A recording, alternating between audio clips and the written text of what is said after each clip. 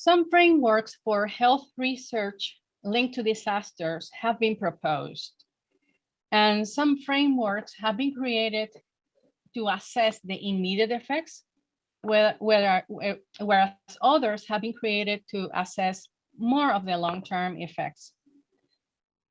I will discuss a few examples of frameworks, yet I want to be very clear that this is not a comprehensive review. The purpose of this section is to provide some key concepts on the frameworks that have been published and have been utilized in disasters or in some disasters. The 10 Essential Public Health Services is a framework that encompasses essential scope of work to be performed by local public health authorities. This is the normal, the expected public health service. Mainzer and colleagues have proposed that this framework is completely relevant and applicable to rebuilding communities that have undergone a major disaster. The authors also have emphasized in their publication the need for coordination of public health priorities with several sectors operating outside public health, the ones that we just mentioned, like housing, energy, water, agriculture, sanitation, business continuity, and education. Of this diagram and this compendium of essential public health services, I would like to highlight some key activities under specific services that are really relevant and critical in the recovery post-disaster, but are also applicable to health research done within this context. For example, under assessment or assess and monitor, maintaining an ongoing understanding of the health of that jurisdiction. It's important that when we go to a place, that we become acquainted with the healthcare needs, the prevalence of chronic diseases, or the health parameters or metrics of that population. And it's super important that we work with the community and engage them from the beginning. Under investigate and diagnose, anticipating, preventing, and mitigating emerging health threats, using real-time data, and using public health laboratory capabilities and modern technology are going to be critical to speed up the recovery and really address the needs of the population in a timely and effective manner. Under strength and support, convening and facilitating multi-sector partnerships. Like I mentioned at the beginning, engaging with the community, but also engaging with other sectors, with other leaders, and especially local governments. Include the governors, include the presidents, include the prime ministers, but also include the leaders at the smaller units within the countries, because they know the population, they know the needs, and the collaboration is going to be more effective. Under create and champion, very important to examine and improve existing policies that are created for normal or non-disaster circumstances. But when disasters happen, those policies actually may hinder recovery. So we could pay attention to what policies could probably be temporarily lifted or modified so the recovery happens and the healthcare needs are addressed. Under legal, licensing and monitoring the quality of healthcare services, but also licensing and credentialing of the healthcare workforce is extremely important. Under enabling equitable access, connecting to the population and providing the referrals that are necessary and in a cost-effective and timely manner. And under improve and innovate, linking public health research with public health practice. is translating what has been learned into action. The Community Assessment for Public Health Emergency Response, or CASPER, uses a methodology that had been used by the World Health Organization in immunization coverage or vaccine coverage in Africa. So they adapted the methodology to canvas communities. And CASPER really provides, it's a rapid needs assessment tool and provides a household level information. It's designed in an epidemiological manner. It's not a surveillance system. CASPER has been used or could be used to assess public health perceptions. It could also estimate the need of a community. It could assist in planning for emergency response, and it could be part of public health accreditation processes. In this framework from the National Institute for Occupational Safety and Health, or NIOSH, this framework is more oriented to the emergency responder, not necessarily to the population, but those who go and work in the response or even the recovery. And in this framework, there are 3 phases, but sometimes there is a 4th phase. In the pre-deployment phase, key activities include appropriate training of the personnel who is going to be deployed, but also making sure that they have the credentials and that their health is in good status, that they have received the vaccinations and the appropriate healthcare needs. When they are deployed, it is fundamental that responders not only receive the baseline training, but they are acquainted with the disaster that is happening right now. Disasters may share some commonalities and processes, procedures, protocols. It could have some common denominators, but there are going to be some differences in the type of disaster, but also on the site, the place where it happened.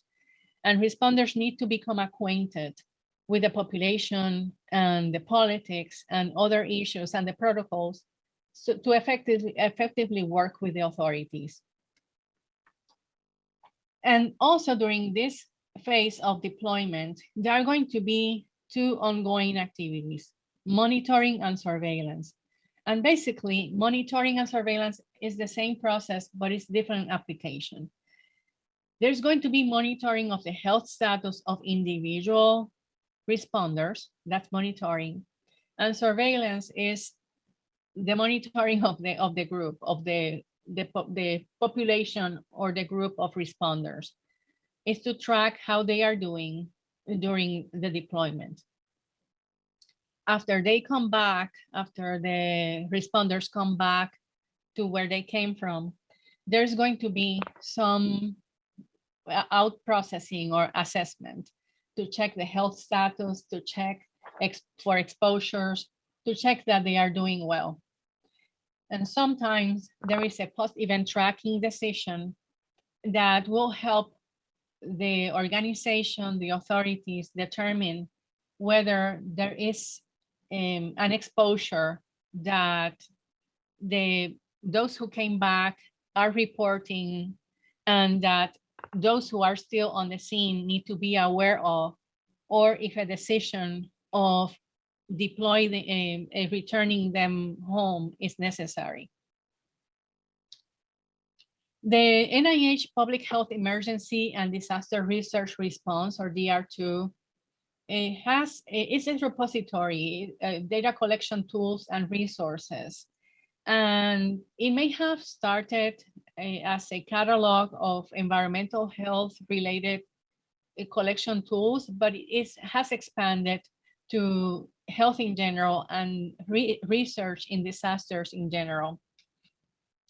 And the key objective of this initiative is the identification of important research questions and priorities, is to help identify those questions, to improve the access to data collection tools, for researchers to improve capability to quickly collect data, to really foster and help researchers get trained in diverse disaster tools, and the integration into preparedness, response, and recovery systems, and research processes that include public health, academia, and impacted or affected workers and communities. You may also visit the CDC's web pages, where you can find links to different assessment tools. For example, a shelter assessment tool, mortality surveillance, morbidity surveillance, and other tools that will help you do either assessments or incorporate research that relates to disaster response and recovery. The performance of health research linked to humanitarian crises comes with some challenges, rather unique challenges, but also opportunities to create and test strategies to overcome them. And I would like to go over some of them. The National Institute of Environmental Health Sciences has identified 4 categories of challenges in the conduction of disaster health research. Under category 1, basically, often when a disaster occurs, multiple agencies and experts independently begin to evaluate the situation or even perform some data collection that would lead to some kind of research. Unfortunately, this could lead to fragmented and uncoordinated work, and eventually may impact the consistency of the messaging and the communication from health officials to the community. For category 2, obtaining rapid funding or expediting the reviews of research protocols is somehow challenging within the context of disasters.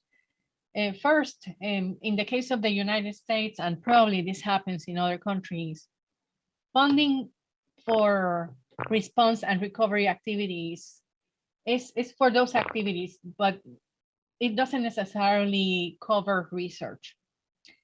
And also the review of the protocols tends to happen at the same pace that happens for other research questions or circumstances, and does not account the urgency and also the rapidly evolving circumstances in which disaster response and recovery happen.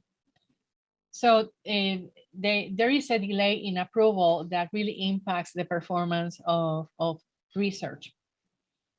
Under category 3, research efforts are further delayed by the lack of training, specifically on health and safety and incident management. So sometimes staff are deployed or they go to disaster areas to do research, and they are experts in their topic, but they need training on other aspects that pertain to disasters, and that delays the performance.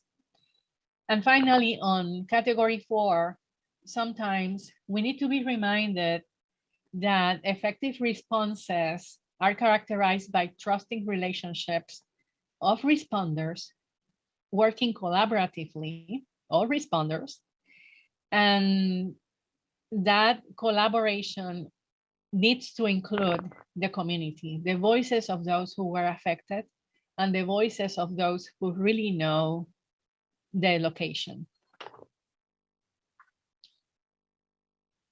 Other experts have identified other challenges, and in this particular publication, the challenges are of ethical nature. And the experts have summarized them into 3 overarching challenges. One challenge is with the informed consent. And within the circumstances of that a disaster is happening and people may be displaced, they maybe living in a shelter, or maybe they are living in some other place that is not their home. And there is a lot of uncertainty. There is a lot of sensitivity. There is a lot of grief. And under those circumstances, obtaining informed consent might be unusually difficult to really, for the person, for the participant to understand what's going on. And sometimes participants in this type of research may confuse researchers with actual disaster relief personnel and vice versa. And it's because also sometimes they are asking very similar questions. And also the purpose of the research and what is going to be accomplished and how this is going to translate into some kind of intervention or action that is going to benefit those participating sometimes is unclear. Confidentiality sometimes is very difficult to maintain in certain circumstances, especially when researchers are recording information in the middle of a crowd or in places where there is really no way to talk with persons in a private manner. And people are going to be revealing very personal details or medical information or identifiers that could put them at risk of any events. And also balancing the principles of beneficence, do no harm and justice. And for the experts that wrote these recommendations, they really emphasize the need and the challenge about high ethical standards in the performance of this type of research. And that research studies that are performed within the context of disasters and humanitarian crises, that those questions need to really be pertinent to what's going on. And that eventually the outcomes of this research is going to be to the benefit of these communities and individuals. This is not necessarily the time, or many may argue is not the time to try to test an intervention or a medication that really has nothing to do with the circumstances at hand. More recently, the Fogarty International Center at the NIH, in collaboration with the BMC Public Health and Conflict and Health journals, published a series of primary studies in diverse humanitarian crises across the globe. Publications included work performed in most continents and within the context of natural disasters, public health emergencies, conflicts, and migration. The topics included mental health, health of women and children, infectious diseases, and cross-cutting topics. In each publication, investigators reported challenges in the performance of studies as well as strategies to overcome them. I will share some examples with you. In this set of 4 publications on research in mental health within disasters, the investigators reported a series of challenges, some of which we have already talked about. And they include the ethical implementation of randomized clinical trials within these very extreme situations, the logistics of sampling of the population for interventions, and how challenging it is to track a population that is moving from one shelter to another, or even from one country to another. Existing protocols are rather long, and it's complicated to do biospecimen collection within these circumstances. And if sampling or tracking the population could be challenging, so the follow-up.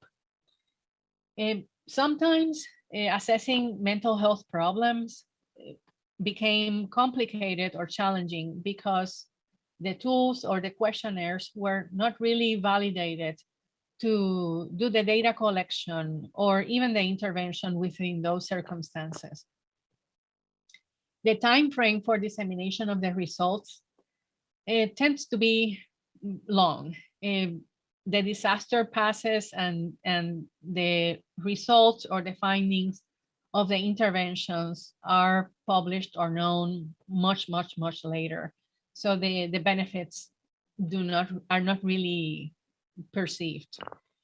A lack of training in mental health and illness, a poor coordination, like we mentioned before, limited resources for clinical referral, social services referral, lack of academic humanitarian organization partnerships, and lack of familiarity with the local culture. So they also identified some strategies that led them to success. And some of them are integrating with the local community, or at least involving them and assuring local ownership of the outcomes of the benefits of the research. And at least through two ways or paths, the community-based participatory research or community advisory boards seem to help a lot. And sometimes we cannot implement long protocols in such a volatile circumstances, but we could do some mixed methods and obtain high quality data, or aim at doing that. Assuring participant safety and capacity building training of the personnel. And in the case of mental health, engaging youth and the participants in the importance of this type of research, and actually on the importance of cutting edge science. Sharing the findings of the research as soon as scientifically possible. Training community level workers, and incorporation of telemedicine or telepsychiatry when the intervention cannot be offered face-to-face. In this set of publications on health of women and children, the investigators reported some unique challenges as well. Working in research when the conflict is ongoing, when the political situation is rather extreme, is really a challenge. Access to restricted areas where refugees could be living and working with security personnel could be also challenging. Depending on the time of the year or the place where the disaster is happening, weather extremes can also impact the ability of researchers and personnel to complete the research.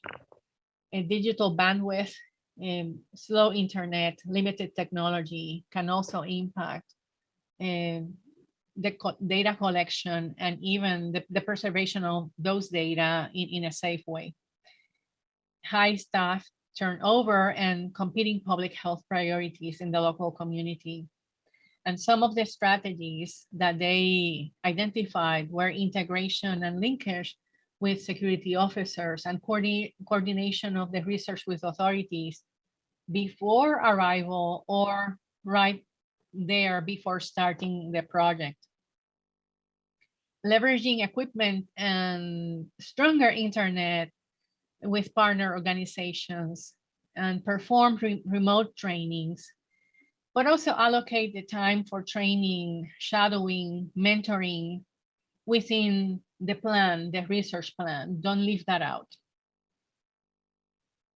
So challenges and strategies in the performance of health research linked to humanitarian crises or other disasters could be summarized as benefits of research to affected persons and communities, participants' expectations about research, especially on interventions, methods, adaptability, flexibility, recreation, or even invention of methods that are really applicable to their circumstances, engaging with local governments and communities, enhancing coordination, leveraging, and partnerships. Check the implementation and sustainability of the findings of the research. Data security, assuring data security, finding, exploring alternative technological platforms, assuring personnel safety, and also, very importantly, assuring participants' privacy and confidentiality.